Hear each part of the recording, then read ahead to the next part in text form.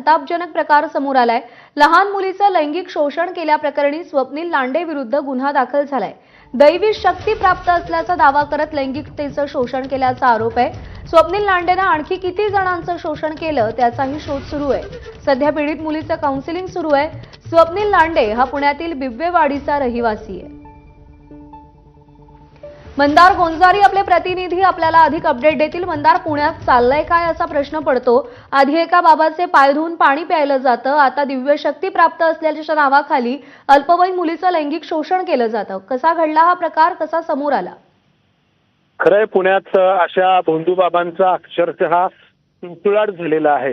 हा जो लांडे नावाचा भोंदू बाबा आहे तो पण आध्यात्मिक गुरु आहे असं सांगत दरबार भरवत होता आणि या दरबारामध्ये लहान मुलं येत होती, त्यांच्या आई वडिलांसोबत त्यांचं लैंगिक शोषण करत होता असा आरोप आहे। एका लहान मुलीला मांडीवर बसवून तो त्या मुलीच्या कानामध्ये काही सांगतो आहे असा एक व्हिडिओ समोर आला आणि त्यानंतर या सगळ्या प्रकरणाला वाचा फुटली आणि त्याच्यावरती अंधश्रद्धा पसरवतो आहे असा गुन्हा करण्यात आला। मात्र त्यामध्ये कलम वाढ करण्यात आलेली आहे आणि पॉक्सो कायद्याअंतर्गत देखील त्याच्यावरती गुन्हा दाखल करण्यात आलाय। मात्र त्याआधीच हा भोंदू बाबा पसार झालाय।